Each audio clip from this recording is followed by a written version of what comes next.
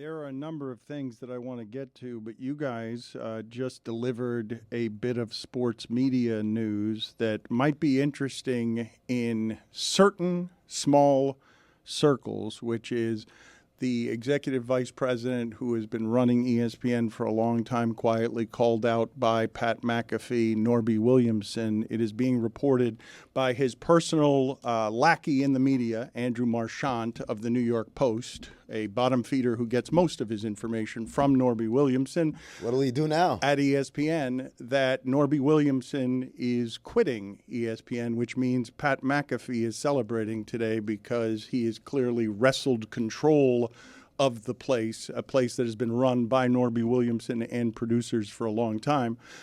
He has wrestled the place away from somebody that Pat McAfee called a rat. And you will get very little disagreement from many of the people who have worked for and around Norby Williamson that Pat McAfee's information was incorrect.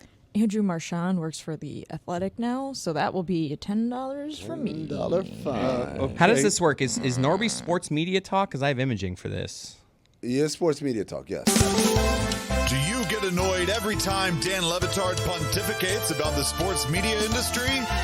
Well, too bad, He knows you don't give a damn about what he's gonna say. It's time for sports media talk today. It's a $5 fine. It is not a $10 fine. Oh, okay. Intro? Inflationary times is what we live in. Ryan Glass-Steagall of the New York Post reports that Norby did not quit, that there was a difference in visions that were not aligned with ESPN's long-term strategy. And Burke Magnus, the new president of ESPN Content from a year ago, made the decision to part ways with the season. That's McAfee's guy. Burke Magnus. McAfee went out of his Shouted way. Shouted him out. He celebrated Burt. So what does that mean? Was that mutual?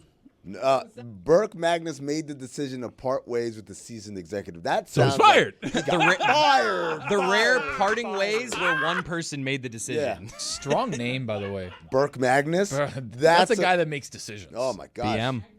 Put it on the poll. Stronger name, Burt or Norby? Burke, not Burt. Burke. Burke. Austin Burke. Burke. Yeah. Two last names. Burt, not a strong name. Burke, strong. That is two last names. Two last names. Burke yeah. Magnus. Magnus is also like it sounds like something from the movie. He's a power Colossal. lifter. It's world's strongest man is what Or a Magnus hitman of is. some sort. Yeah. It's true. Watch out, Magnus is coming. You're like, Yeah. oh, Get Magnus on this. exactly. And then Magnus is driving. He's wearing all black and sunglasses, even though it's nighttime. And he's driving like a Camaro or whatever. And He's chasing James Bond. and is it's what not. he's And it's doing. like Magnus. And then okay, and then he hangs up. And that's it. That's all. He never has to say anything. Go Just for Magnus. Go for Magnus. There you go. That's how he answers. Does anyone care about this stuff? Does anyone care? Well, you know I do. Well, I know that sports media people do, but when I ask you about power and control, I've told you before that ESPN is a production company. It's run by producers. It's not run by the talent. It's never been run by the talent, and everything stays on the tracks. That's not mine. That is a means. Another 10. That is $5 for a mean. That's not my computer. That is a means computer. I don't know. Do you carry cash? Are you still an old time? Look at you. You carry cash. You and me might be the only two people here carrying cash. I don't know. That's grosser than licking your A lot of fingers. 20s. I got cash right here. Core terms. Just happened to be Of course you changed, though. So, I asked the question sincerely when the inner workings. This is the reason I asked the question, okay? Because people keep telling me right and left that I'm talking about things that our audience doesn't care about when it comes to the sports media. But every time I do, the numbers jump by a lot because people outside of our audience really want the dirt on the insides of what happens at ESPN. So much so that many of these people, like Marchand, can make an entire career out of just reporting on sports media information. And Every time you say Marchand, I think of Marshawn Lynch. And I have him kind of just like, Norby's out. Like just and as he's popping Skittles. If Marshawn Lynch was on the media beat, him Oh as a my God. breaking news reporter would be terrific. He was great in Bottoms. Oh my God, amazing at bottoms. Might be the best football movie I've ever watched. Haven't Good seen point. Football adjacent. I think it's a football movie. You guys should watch it. It ends on a football field. Marshawn Lynch as an information guy. I'd like that.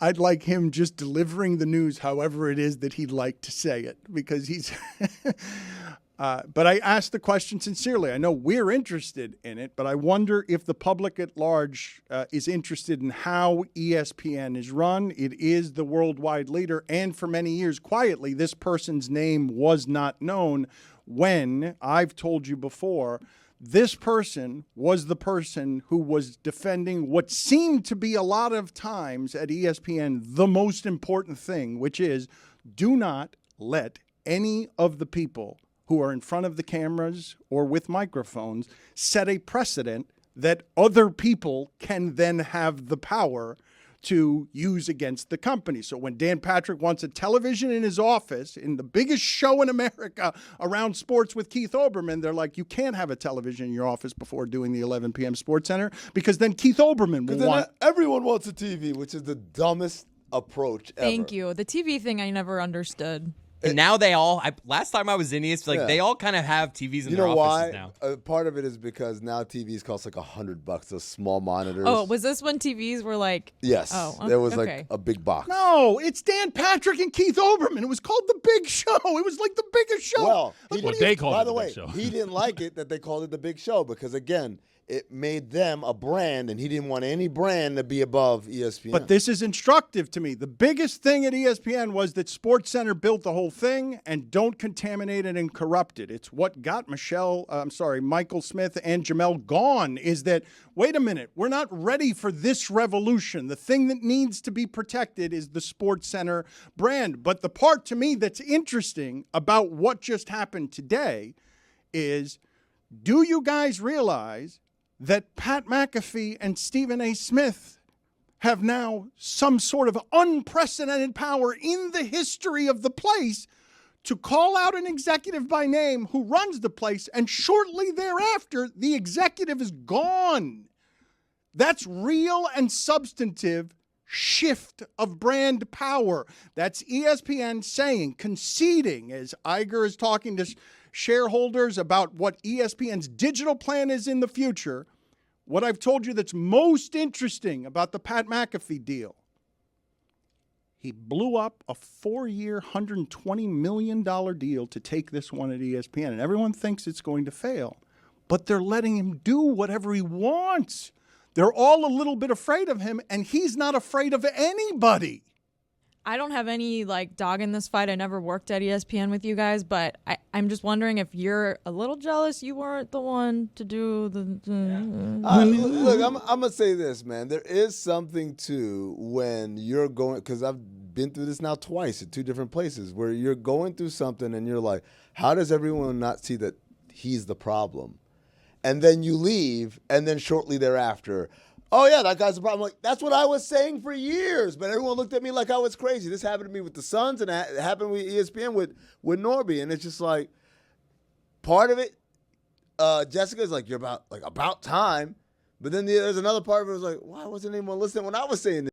But what is Jessica asking? Am I jealous of Not what? jealous. The amount of You power? could have been the one to do the thing. Not the amount of power, that the idea that, when you butted heads with this individual, there was not this sort of reaction of wait a second, this is one of our brightest talents and, an incredible creator. And this guy is a guy who, tells people to, not, or to stick to sports or whatever. Why are we siding with the other guy? I blame myself for not realizing what McAfee realized, which is when you have the power of the president behind you. In that case, it was John Skipper when I had it. Mm-hmm. In this case, McAfee has Pitaro and Iger, that would create a fearlessness that you can then trample just about anybody who's wronging you because you have the backing of the most powerful people in the place. I wasn't quite smart enough to see that I could have created a great deal more unrest, but I also wasn't trying to get anyone fired. And at the end, once Skipper leaves and Norby is in charge, I no longer have that power to do much of anything because it went right back to being a production company. Skipper was trying to rattle all that. He demoted Norby. Norby lost a bake-off. He's an ESPN lifer, and he lost it to a person who was a bit of a cardboard cutout. Like, it wasn't an impressive person that he lost it to, and then somehow made his way back up in the business. But for him to be run off as a lifer at ESPN, like, this is a crushing loss for him, that your last public act was to basically get totally undressed by Pat McAfee, who ends up winning today because the only reason people know your name is because he called you a rat, and a few months later, he's more powerful than ever, and you're now gone.